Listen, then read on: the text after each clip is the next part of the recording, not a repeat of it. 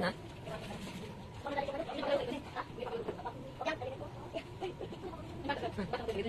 Oh, balik na yun. Kakalipat na namin ng bahay, guys. Tapos na namin ng bayos. Kakapagod din pala. Nakakapagod din palipat-lipat ng bahay. Ano yung partner ko naglilinis sa kusina. Siya muna yung nakatukod. Basta ako tapos na. Pahinga na muna. Ang panoorin natin kung ano ginagawa ng asawa ko. Ano, busy-busyhan muna siya.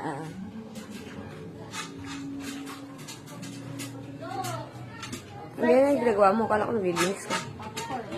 Ha?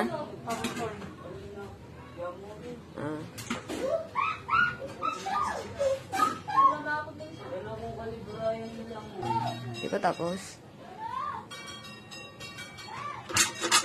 Ay. Ilang piraso na nakaputi. A few moments later.